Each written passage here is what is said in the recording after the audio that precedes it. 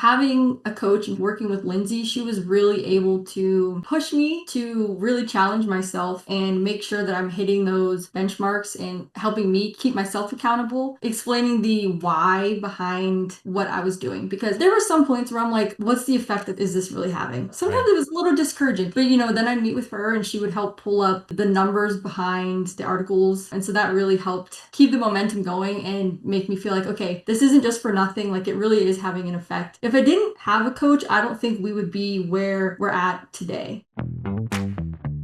You're listening to the Endless Customers podcast, brought to you by the team at Impact. Endless Customers is the proven system to become the most known and trusted brand in your market. If you want to start to learn the principles of Endless Customers and how you can implement them in your business, pick up a copy of Endless Customers, a national bestseller wherever books are sold. Ready to start implementing Endless Customers in your business? Talk to Impact about how our coaching program can help you implement Endless Customers to success. And if you want to experience Endless Customers in person, do not miss our upcoming conference, Endless Customers Live, in Chicago, March 30th through April 1st, 2026. Registration is now open. And now, onto the show. Here's your host, Alex Winter. In this episode of the Endless Customers podcast, I'm sitting down with Isabella White, content manager at Energy Swing Windows, about their Fearless Content Award submission. Energy Swing has embraced fearless content by addressing one of the toughest homeowner concerns in the window and door industry: warranties. Instead of hiding behind vague lifetime warranty language, Isabella has led the creation of content that exposes hidden exclusions, educates homeowners, and builds trust. Together, we're going to talk about how transparent content not only educates buyers, but also attracts higher quality leads that value long-term service, not just the price. Isabella, welcome to the show. How's it going? Good. How are you? I'm doing great, thanks. Thank you for taking the time to be on the show with us today and to share your story. I really appreciate it. Mm-hmm. So can you tell us and tell our audience here, just to kick things off, a little bit about yourself, what you do, your job here, so just like day in and day out, and then also a little bit about Energy Swing Windows, just so we can like paint the picture. I'm Isabella White. I work at Energy Swing Windows. I'm their content manager. We do replacement windows, doors, and basement finishing, and we've been servicing the greater Pittsburgh area for over 25 years. Nice. Let's kick things off. Can we talk a little bit about the idea of fearless content as the content manager? What does that mean to you, and how does that apply to your day-to-day and just what you do for your job? Yeah, so fearless content to me is saying what others in your industry are not willing to say or too afraid to talk about. Homeowners have questions and they want to find the answers. So if you're not the one who is going to talk about it, then someone else will, and that's where they're going to find their information. So you might as well be the one to kind of set the stage and, give the people what they're looking for. That's right. I get frustrated when people try to hide price or try to hide these things that I need to know. And it's why I navigate away and go find someone else who will give me the price. So I totally agree with you. And it's definitely a principle of Endless Customers, which I see up on the shelf back there behind you. You got the book. Yes. Yep. That's awesome. Very nice. So can you talk to me a little bit about what led Energy Swing to take such difficult topics like warranties and things that like typically in your industry, people tend to shy away from talking about? Like, what was the linchpin that had you guys started to focus in on that and to start talking about that and bringing that up in your content? Yeah. So I would say one of our business's core principles is trust and transparency. Even before we started working with Impact, that's always been a key focus for us. Talking about some of the more difficult topics, there was a little bit of hesitancy, especially when it came to comparison articles, but warranty has always been something that we've really tried to explain to homeowners. For example, we get people come into our showroom and I'll be like, oh yeah, we have a triple lifetime warranty. And they'll say, yeah, so what? Everyone does. And so it's like, you don't want to be like, no, that's not right. Did you read the fine print? It's difficult to kind of explain that information in a way that homeowners are looking for it, I guess. Or like trying to make it relatable so that they're not going like, sure, I've heard that one before. Like, what does lifetime actually mean? Yeah, exactly. Being able to sort of break that down in the article was really important. And warranties are a lot of just like legal language, it feels like. So trying to bring it down to just a normal person's vocabulary. No, normal speak. It's okay. We can say that because when you start getting into the warranty section, it's almost like terms and conditions on some of these apps on your phone too. It's like, who reads through all that? Yeah, I just go scroll all the way to accept and move on with my life because it's just a lot of layers and I'm not a lawyer. So it's Exactly. above my pay grade, as they say. So when you dub it down, how do you do that? So do you have to try to bridge the gap and like understand the legalities of it and then figure out a way to like, what does that workflow look like for you as far as creating the content in a way that your audience is going to respond to it? I will say that article specifically was one where our owner, Steve, who's been doing windows and doors for over 50 years, he really helped me a lot in that because I have never bought windows and doors.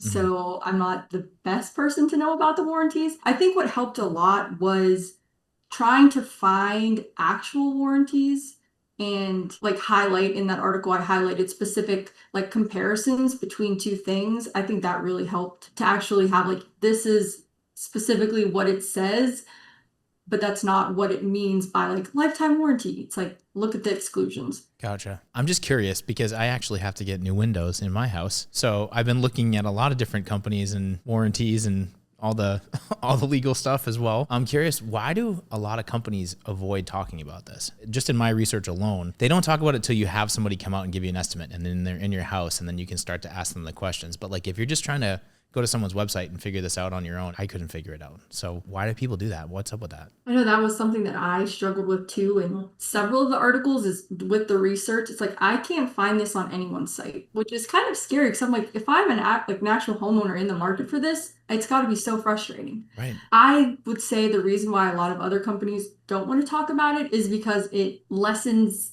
the value of what they're selling. Because when you have a warranty that only lasts 2 years versus a company that is going to cover you for 20 plus or for as long as you live in your home like we do, the value between the two offers changes. Yeah. And I think too, salesmen, especially in home improvement, tend to not have the best reputation. So when they are able to get into the home, they can kind of weave their way around that topic and frame it in a way where the homeowner might not fully understand it. Yeah. No, that makes total sense. I feel like my experiences with it, they were dancing around the subject too, and they were like not fully giving me the answers that I wanted. So I think this is a great way, and I totally commend you and Steve for wanting to create these types of articles. This definitely plays into the whole idea of disruption. And if you read Endless Customers or if you've been to any of our events, you know that we're trying to help be the trusted voice in your industry and in your space and being honest and transparent. And in doing that, hopefully it disrupts all these people that are hiding the truth or hiding these facts, right? So your warranty article, as well as other articles that you put out, like what are you seeing as you start to release this content in regards to like response from people and maybe even from competitors as you're the content manager here releasing all this stuff? What's been the response back and like what results have you been seeing overall? I would say, because I'm not in the homes with these people because I'm not one of the consultants, but when I do talk to people in the showroom when they do come in, I've just noticed that homeowners are much more educated and they've even said like, oh yeah, I read about that on your site. J channel is such a specific piece of a window that a typical homeowner probably isn't going to know. But I think that also just goes to show you can't assume homeowners are oblivious to the topic. And I think that also proves like homeowners are doing so much more research now. They're going to be well educated on the topic. So no, that's a great answer. So I guess my next question to follow up with that is like, how do you get the ideas to answer these questions? Like, are you talking to your sales team? Are you talking to people in the showroom? Like, where are you getting your topics and where are you starting to pull these ideas from to make sure that you're answering these people's questions and these people that are doing a lot of research that want to be informed, you're meeting them where they are? So I would say a lot of the topic ideas do come from the consultants because they are the ones in the homes with the customers. I know too, whenever I speak to people in the showroom, that helps. Also our service team, I have asked him what kind of questions or problems he's seeing when he goes out to service products, because that can also help to lead into a lot of more problem articles or best of product lines or like reviews to see which products specifically are having the most issues and things like that. Yeah, Big Five. Gotta love it. Nice. Did you know about the Big Five before you started at Energy Swing or before you started in this role? No. What was it like learning about the Big Five and how do you use it in like your day to day? I'm going a little off script here, but I have to ask because this is just like a perfect segue. Yeah, so I started at Energy Swing 2.5 years ago, and I actually have a design background. So content was totally new to me as far as writing goes. Definitely was a challenge, but framing things in the Big Five helped it make a lot more sense because I think there were a lot of topics or things that as a company we wanted to talk about, but it didn't really make sense to. Because I think it's really easy to want to write about yourself and how great you are and why you should choose us. But then when you break it down into the big five and look at it from that scope, it's like, is anyone really looking this up? Also, it's really easy to say how great you are, but like, you got to have something to back that up. Yeah, you got to prove it. Talk is cheap. Totally. Yes. No, and a lot of people make that mistake, and we see that time and time again, where it's the me, us show and how great we are. But you have to demonstrate that. There's two very different things of one saying it and then demonstrating it to build trust. And you do that with the big five, and you do that with these articles. So can we talk a little bit about how this fearless content has just helped your sales consultants and like what this content has done for sales conversations in general? Like, it sounds like it's helping, but I'm just curious, like from your perspective, what you're hearing and what your salespeople and consultants are saying. So we did make a switch over to HubSpot, which has helped tremendously with tracking and seeing the activity that these specific pages are getting and associated with who. And like what's talked about in Endless Customers, we have seen some people starting to view way more pages, which is super exciting. So like 20 plus pages, it's awesome. And whenever the consultants get into the home, it has become a lot easier and there's a lot less friction. And we've also started more with the assignment selling and sending blogs and articles to homeowners before their appointment, just to get them set up and to already kind of establish that trust and comfortability with the consultants before they even get there. So that's amazing. It's been helping a lot. Yeah. Yeah. That's what it's all about. So you implement HubSpot. Bravo. That's a game changer for sure. Whatever CRM you're using, but HubSpot, you know, we love HubSpot here. What were you using before that? Was there a system in place before that, or what was going on? Yeah, we were using Market Sharp. Wasn't as user friendly, especially when it came to like marketing, tracking those type of numbers. Yeah. The tracking piece is really cool. I love that you said that, because it really does make a difference when you can see in real time how many page visits and what pages people are looking at, because it does influence the buyer journey. And having trust building content and that fearless content just makes them feel way more informed. So when your sales consultants get out on the ground, they have way better conversations. Yeah. And they're way more qualified. That's so cool to hear that. So I'm curious, right, as you're talking about this, how does leadership and like sales play into shaping this content and helping the marketing team and helping you create the content that you need to create to help drive more sales and bring in more qualified leads? The sales team, they are really great at helping get the topics to me because they are in the home with the customers. So they know what the questions are or what the worries and concerns are with the customers. And as far as leadership, I think they've been very supportive in all of it and helping make sure everyone has the right tools and that they are set up for success. Do you feel like leadership is really bought into Endless Customers? Like, has everyone read the book? Yeah. Everyone So tracking? as far as buy-in, leadership, I would say was actually the first people who were bought into it, which helped everyone else also get excited about it. But Steve, he read the book first and was like, we all need to read this book. And then eventually we did the calculator first, which was really cool. Yes. And that was exciting. Self-selection, that's where it's at. Yes. Any of the self-service tools, I feel like that also just greatly helps buyers on their buyer's journey. I love doing those calculators. So was this Steve's idea to get a calculator on the website as soon as possible? Yeah, I would say so. Yeah. I think though the problem, something that I've been seeing more recently, specifically with home improvement, looking through the magazines and websites and Facebook ads, all of it, is a lot of competitors now are saying, get an instant price, get a quote instantly, whatever it is. Then you go and you fill out the few questions and then it's just like, okay, we'll be in touch shortly. And so that is something where we have had to play with our messaging and adjust our messaging to really emphasize, like, we're not just trying to take your information and then we'll just have someone call you and try to sell you. Like, you will really get actual numbers after this. That's a good point. I don't know if we've ever talked about that on the show, which is really cool that you're talking about it now. There is a lot of that. People are starting to get the idea of like, oh, we should put pricing or we should put pricing calculators, because it used to be something that everyone swept under the rug. And now I think it's becoming a must have in today's marketplace, right? But they do exactly what you said. I can't tell you how many times I fill something out and then it's like, put in your email and your phone number and then we'll be in touch with you. And I'm like ready to throw my computer out the window because I'm like, I just want the price. I just want the price. So the takeaway for me is what you just said about how you position it, right? So it's like the messaging on page or the messaging on the calculator that's positioned in a way that is going to let people know that they are going to get a price. There's no gimmicks. There's no smoke and mirrors. Like, you will know what's up by the end of this exercise, which is really cool. So what does that messaging look like? And are you constantly tweaking that? Is that like A/B test evolution or something like that? So about every 3 months, I've been going back and trying to adjust it. I know the first iteration of it was very technical as far as like the product information. Okay. I'm like, this is too technical for someone that just wants to like is just browsing, looking to get a price. So I was able to kind of make that a little bit more simple and user friendly. And then also really trying to emphasize we're not going to spam you, things like that, which has helped. We have seen since I've made that change, it has helped quite a bit with form, like fully submitting, getting to the number. That's where a pricing page video really comes in handy. And it's funny, I remember reading the book and being like, this seems so basic. Like, why would you need a video to explain that? But it's insane how much of a difference it makes if you just say, hey,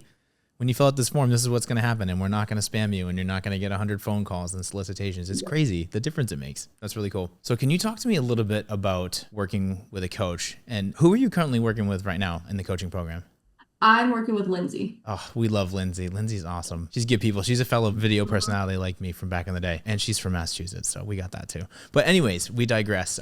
Tell me a little bit about, for you, what it's like working with a coach, just from like an accountability standpoint, because as a content manager, this isn't a walk in the park. You're making a lot of content on a regular basis, on a weekly basis. It can be daunting at times, and to come up with new, fresh ideas and fearless content and trust building content. So what's it like working with Lindsay and working with an impact coach? Not having a writing background, I was pretty nervous to get into this role. Very excited because I was looking for a new challenge. But I was nervous because I'm like, I'm not a writer. I'm not sure if I'll be able to do this. But having a coach and working with Lindsay, she was really able to push me to really challenge myself and make sure that I'm hitting those benchmarks and helping me keep myself accountable, explaining the why behind what I was doing. Because there were some points where I'm like, okay, they have me publishing 3 articles a week. I'm writing 3 a week. It's a lot. But I'm like, what's the effect that this really having? So sometimes it was a little discouraging.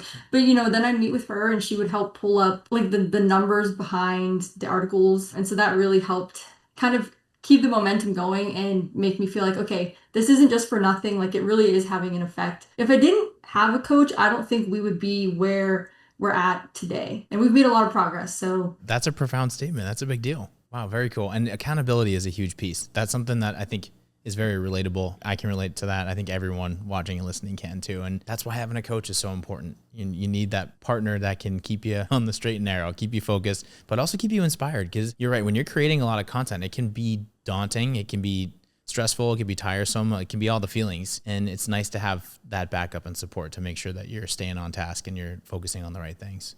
Yeah, she's definitely helped me overcome some imposter syndrome is what I was classifying it as, which is really, it's nice to feel like someone really is in your corner and they're like, you can do this, and they're teaching you how to do it, and they're giving you all the best tools and resources to do it the best you can too. Absolutely. And if you're not really coming out of a writing background and then you're starting to write and that's your new focus, that could be a pretty scary shift. That's something that I wouldn't want to be doing. That's why I'm in front of the camera. Yeah. I'm not writing, right? But everyone's specialty is a little bit different. And it sounds like you definitely had the skills and you just needed to hone them and get some practice going. So now that you've been working with a coach, what's it feel like now? Are you in the sweet spot? Or you have it sorted out? Or do you still have some speed bumps that you hit here and there? Or like, what's that look like for you? There are some speed bumps. I had really good momentum, and I still do. I just have to kind of get back to it because we also made a switch from our website to HubSpot, and I was the one also kind of spearheading that. Dang, content. You got a lot going on. Yeah. You're a busy lady. So you're migrating your site to, or you migrated your site to HubSpot on top of releasing all this content. Yeah. So there was a slight workload shift there. Slight? Okay.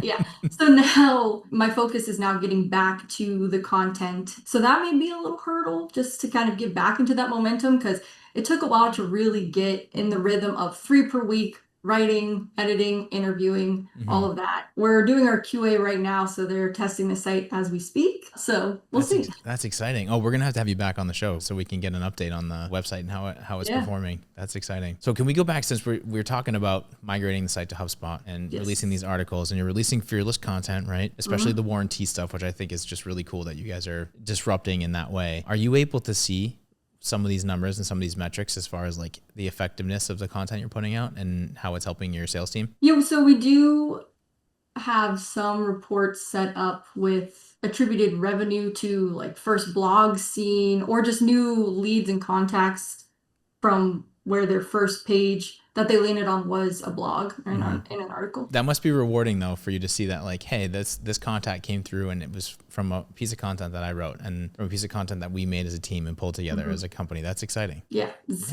whenever we first got that feature and I could actually see that, I was like, it was just it felt like a big win in my corner, especially. I'm like, yes, people are seeing it and they're interacting with us and requesting us to come out to their house because of the content that we all created. It's a really special moment when it first started happening. It was really cool. That's a beautiful thing. Yes, it is. Good for you. Bravo. For companies out there that might be hesitant to show this level of transparency, maybe they're in a similar industry, maybe they're in a completely different industry, what would you say to them to try to encourage them to disrupt and create some fearless content themselves? So I kind of said this earlier, but I think my biggest thing is if you want to be the trusted resource in your industry, because if you're not the one who is saying it and putting it out there, someone else will. And people are going to go to them instead. Be the resource for people to come to find their information, to find the questions that they're asking. I feel like today, especially, there is just so much information on the internet. I mean, you can go to Reddit.